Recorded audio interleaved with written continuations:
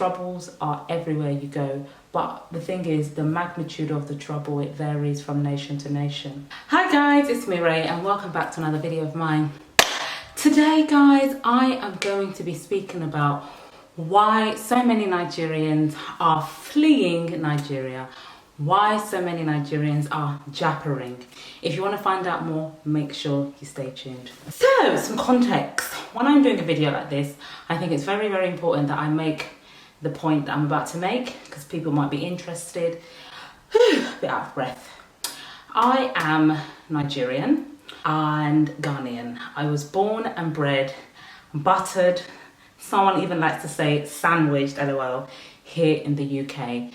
So my parents are West African. My mother was Nigerian, Yoruba, and my dad is Yoruba as well as Ga. Let's just say Ga. We're like Krobo, but I don't really want to get into all of that. But yeah, that's what we are. I regard myself as a Britico babe, British born, but my ancestry is West African, Nigeria and Ghana. So that's been said. I have been to Nigeria a total of 5 times now. I started going to Nigeria in my mid-20s and I was there twice last year. So I went in October, then I went in December.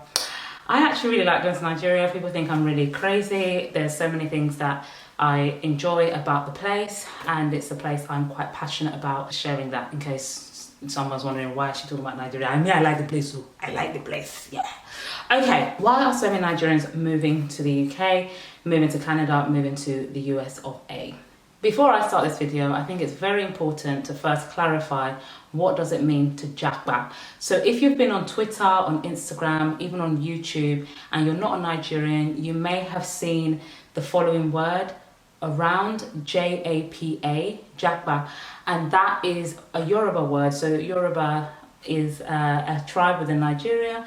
The Yorubas is also a language, is also a religion as well. But Japa in Yoruba, from what I know, it means to flee rapidly, to run, essentially, to like run very fast, like without looking back. If you are Yoruba, please do correct me if my definition for Japa is not the best one, and maybe give a better definition as to what Japa is.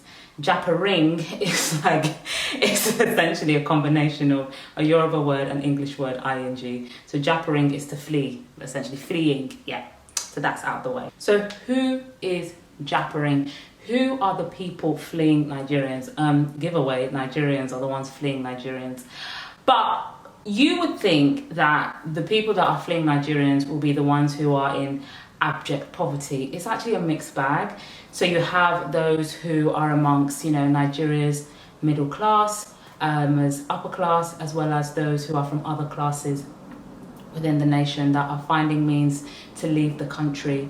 It is not just a poor man's problem, it is an everybody's problem. So more than ever, several Nigerians are making it their decision to leave the country for several reasons, and we will begin to go into these reasons during the course of this video. Why are Nigerians leaving? Why are Nigerians jappering from Nigeria? If you're not very aware of Nigeria, I really do encourage you to do some research after this video. Or maybe you are a Nigerian just interested to know, or you're not Nigerian but you've noticed that there's been an influx of Nigerians in your country. Okay, beep beep, yeah. One of the main reasons that people are leaving Nigeria is because of insecurity. So unfortunately, there are pockets within the country that are often regarded as unsafe. To be honest, I think at this point, many people just think the whole country is not safe, and therefore they are seeking other places to live where they will feel more secure. So there were times last year where there were several peak periods of kidnapping. Like if you are aware of, you know, Nigeria and the Nigerian context, you know the Ember months, so September, October, November, December. Unfortunately, those months are synonymous for kidnapping. It can be seen as quite a dark time, but I myself don't like to play into that. I was in Nigeria during the Ember month and I thank God for his protection. But having said that, I did go to church and this lady was given a testimony how she was almost a victim of one chance. So those who don't know what one chance is essentially, if when it's used in this context I'm using it, is a thing whereby people are almost kidnapped. So in Nigeria there are, like even in the UK, there are unlicensed cabs and you can get in one to get to a certain place. So some of these drivers, when they have like one seat left, they tend to say one chance, I think that's the last chance to get a seat before someone gets a seat. So it's also been, that term has also been coined to make reference to people that are very evil and find it fit to kidnap people. So insecurity in Nigeria is a major issue, and it's one of the reasons why many people are fleeing the country. When I'm in Nigeria, do I feel safe? I feel like as a person, wherever I am, I'm quite vigilant wherever I go. So I was born and bred in the UK. There's been times here where you don't feel safe. I think, to be honest, I think I've said this on my channel before, but I've been to the States and I've thoroughly enjoyed myself. A lot of my subscribers are from the US. I think Americans are so just cool people. However, I will say, when I was in America, I was there for 2 weeks and there were several periods within that 2 weeks where I just did not feel safe. I just didn't feel safe. I had a culture shock in the States. I don't know, and before going to the States, I had been to several West African countries. I felt a lot safer in the West African countries compared to the US. That's my own personal experience, and this was pre-COVID, pre-cost of living. This was pre-George Floyd, pre all these major events that have happened over the last 2-3 years. The reason as to why many people are leaving Nigeria is because of the economic situation. It's quite sad because when my parents came to the country, my parents came in the 80s, and they went through a lot. I have a video where I make reference to some of the things my parents went through, so do check that video out. There was a time, I think it was the 80s or the 70s, where one naira was £1, and currently, as I'm speaking, on the non-black market rate, £1 I believe is 570 something naira. Black market rate, £1 is 914 or 17 naira. So you can imagine how bad the currency is. As we're speaking now, Nigeria is currently going through a process where they are changing its currency. Previous tenders will no longer be allowed to be used, so they're changing the currency, and there's actually not enough money in circulation in the country. This is again causing issues, and these are some of the reasons that are fueling this whole Japa movement. So it's quite unfortunate that this is happening, but these are some of the realities that are taking place in Nigeria as we speak. One of the most prevalent reasons as to why Nigerians decide to go elsewhere is because of the level of corruption in Nigeria. So corruption takes place on different levels, on all levels. A lot of the time when you speak about corruption in Nigeria, people tend to look at the jagabans, tend to look at the leaders within the nation. But really and truly, my experience with being in Nigeria, I feel like corruption takes place, as I've just said, in all areas. So even, I really hate to say this, but even sometimes the everyday Nigerian practices corruption. It's not just necessarily the government, it's not necessarily various statutory organisations such as the police that commit corruption. It's also the people as well. So little things such as you go to the market and people might look at the way you dress, maybe hear a funny accent, a foreign accent, and something that is normally 500 naira, they try to price you 700 naira. Things like that. For me, those are just small examples of corruption. If you know very well that you don't have to, that's not the price, then why do this? And people will now say, oh, because people are trying to survive. Yes, there is some truth to that. However, on the other hand, sometimes it's just greed and a level of corruption. Let's be very sincere with ourselves. The corruption right now is so rife that people cannot even get money from the cash point. There's no money in circulation. It's just very rife. I'm not going to spend my time really talking about the level of corruption in Nigeria because, my friend, we will be here all day. But it is what it is, unfortunately. It is very rampant. But I will say, anytime people think of corruption, they always tend to go to Nigeria. But there's actually other African states that are just as equally corrupt as Nigeria, if not more corrupt than Nigeria. It's not a competition of who is more corrupt. It's unfortunate that this is happening regardless, but it's just something to bear in mind. Another reason why many people are fleeing Nigeria is because of their health. Funny enough, I had a conversation, was it yesterday? Both of us who were involved in this conversation acknowledged the fact that Nigeria has always kind of been like this, but the reason why it seems worse than ever, because it is worse. This is the worst the nation has ever been. And that is partly because of various factors, cost of living, inflation, the pandemic, various things like that. However, the comment I made during the conversation, and the person I'm speaking to also said the same, is that the issues affecting Nigeria are impacting a lot more people than in the past. So let's say the issues around, security, this, that, all these various issues were affecting, let's say, about 30% of the population. Now it's definitely risen to, let's say, over 50%. Hence why this is really driving more people to leave Nigeria. So when we talk about health, people are leaving. So doctors, for example, and nurses are not being paid properly, and this is pushing them to leave to other countries where they can actually practice medicine and make a better income. I'm not going to say a decent income, it's a better income. I don't know what the health service is like in the US or Canada. You hear bits and pieces about how it is there, but in the UK we have the NHS, which is a free health system, and I think it's an awesome thing that we have here. However, the NHS, from what I know, and people I know personally that have worked for the NHS, has one of the highest turnovers in the country. So meaning that a lot of people that enter the NHS, whether they're admins, whether they're doctors, they tend not to stay there. They tend to move on because of various issues in the NHS, such as racism, the stress, the insults that you can receive from clients or service users. The list is endless. And if you actually have a look at what doctors are paid in comparison to other sectors, it's actually quite a disgrace. It's quite disgraceful. I know was it last year, we had junior doctors strike, because I think junior doctors were making, like, after tax man, 1,003, and I just find that horrific. In a time like this, that junior doctors who are saving lives are making such little money. Another reason why people are jappering to the UK and fleeing and leaving Nigeria is because of family. Whether they have family abroad and they want to join them, friend and family. It could be because they have a spouse who's abroad, or it could be because they want a better life for their family. They want a better life for their family. They want to raise their family in an environment that's secure and less plagued with the troubles of this world.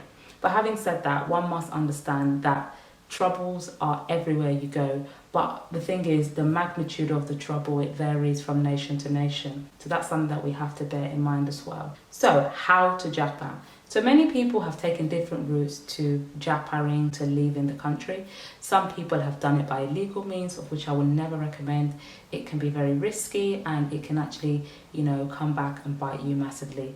So a way people do that, you might have seen in recent times, people getting on boats and traveling across the Atlantic Ocean, I don't even know, Mediterranean Sea from Libya, however, to enter Europe, going to Morocco and going that way. So there's various routes that people take illegally to get into the West.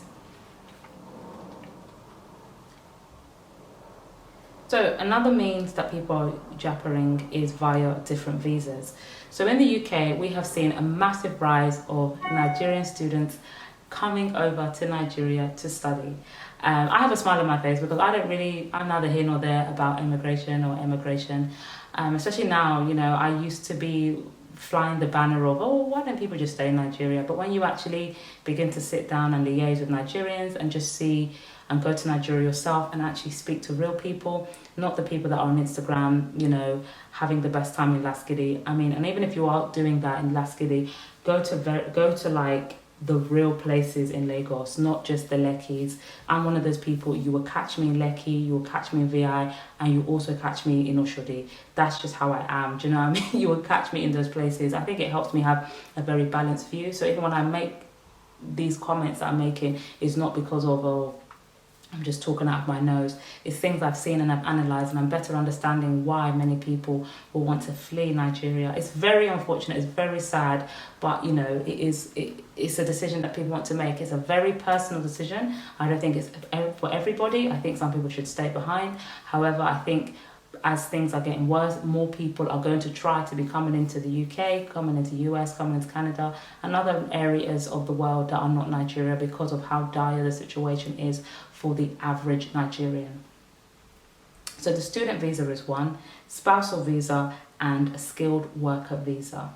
if you want me to, actually I'll talk a bit more about this. So with the student visa, students either sign up for an undergrad or a master's, a PhD, whatever, and they're allowed to stay here for an allotted time. So let's use the master's route. So the master's route has become quite a popular one now, where you have Nigerians applying for masters, they do their masters, and you know, they are told after they complete their masters, they have 2 years to essentially find a job and stay in the country. However, there's a massive loophole that people don't discuss. So being a Nigerian, being a West African girl, like I have side hustles, and I was at one of my side hustles, right? And I met this Indian young lady, and this Indian lady was having me and her were just talking, and she said, oh, she's coming on a master's visa, blah blah blah. And then, you know, me being British born, I was like, oh, and I heard about the 2 year thing. I was like, oh, that's nice. So oh, she can stay here. Then we began to speak, and there was another guy on the where we were, and he also was Indian and also was on the same route as well. And I was very shocked to find out that in that 2 years, they had to find somebody who was willing to sponsor them so that they can stay in the country. So after that 2 years was up, they had to go back to India. So even though they had spent a year and probably an extra 2, so 3 years, and for some people this will vary, it doesn't necessarily mean that they'll be granted the opportunity to stay in the UK long term. So, and the issue this young lady was having was finding somebody who will be willing to sponsor her visa so she could stay in the UK as a worker. So she would get interviews, be quite successful, and the next thing was for her to present her visa, the type of visa she had. When they saw the type of visa she had, a lot of people would pull out and say, you know, unfortunately, we can't go ahead. Maybe they didn't have the capacity, maybe they didn't have the budget. But the last time we spoke, actually, she did say that she has like a 9 to 5, which is great. But I didn't, you know, prod to find out, you know, is she, did the person sponsor her? So these are some of the things they don't tell you about student visa. Another thing about the student visa, it's extremely expensive to study in the UK as an international student. There's a YouTuber that I follow, and she paid something as high as £19,000 to do an MBA at a university, and it's not necessarily like a top tier university. So she paid that amount, but it's an investment for her. She can afford it. Go ahead. I also found out this evening, I was extremely shocked by this, and again, it's just quite horrible. So I found out that if you are on a student visa, right, and you're in the UK for, let's say, 2 years, and you actually do get a job, those 2 years, the 2 years, your 2 year student visa doesn't account to your time in the UK, won't help you if you're looking to become a permanent resident in the UK. So you have to stay in the UK on that, well, about 5 years for you to be granted indefinite leave to remain. And then you can then apply for citizenship, I think a year later, and then you can become a British citizen. So if you are a student and you spent, let's say, anything from a year to 3 years in the UK, you would think, oh, I've only got 2 more years, and then I can become then I can qualify for international, then I can qualify for indefinite leave to remain. But this is not the case. They start counting your stay, per se, that rhymes, from when you get a job offer. I was just really shocked by that and quite horrified. Please do correct me if I'm wrong. You know, please do correct me if I'm wrong. All this information about visas, etc., do your own research. I will try and leave links to, you know, the .gov website and read through it yourself. Just very interesting, some of these things, yeah. Another one is a spousal visa. So that's if your partner is a British citizen, your partner can invite you over and you can even live here, essentially. There's also a fiance visa, but I can't talk about that, but there's a spousal visa. Another really common one is the skilled worker visa. There's different types of skilled worker visa, but I'm just going to call them skilled workers. So visas that allow you to come here and work, they're quite popular, and we've been seeing an influx and an increase of doctors and other medical staff coming into Nigeria via that route. With that route, depending on the type of visa you have, you can actually qualify for indefinite leave to remain within 3 years. I read something about a global talent visa. Some people can actually apply for indefinite leave to remain after 3 years as opposed to 5 years, which is actually quite interesting. So where are Nigerians chappering to? So I think I'm going to call the title, you know, why Nigerians moved to the UK or whatever, but we know the UK, Nigerians are fleeing to the UK, to the US and Canada. Canada is like really popular, and I was looking at the Canadian immigration website. I was on the Canadian immigration website yesterday. Yes, I don't know, yeah. But I was just out of interest, and I found out their visa is a lot more affordable than the one in the UK. Yeah, visas vary in price, so again, go on .gov and find out your own information. But yeah, that was very interesting. I don't think the US is as popular as it was before, but I'm seeing UK, I'm seeing Canada. Also, some people are going to be considering moving to New Zealand probably, because New Zealand are opening up their borders for migrants, immigrants. I think Australia as well. All these nations, because they're English-speaking countries, but like, why don't Nigerians want to go to this place and that place? Nigerians are everywhere. I can tell you we're in Turkey, we'll be in Poland, we'll be even under a rock. Like, Nigerians are everywhere. But in terms of people moving in their mass to the nations I've just mentioned previously, it's because these places are English-speaking countries. This video is very different to the videos I tend to do. I'm a lot more calmer, yeah. But yeah, if you did enjoy this video, please do share this video, subscribe, and let me know what you think about the whole Japa movement.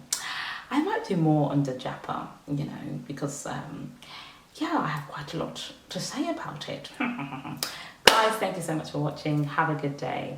Don't forget to subscribe. Ray.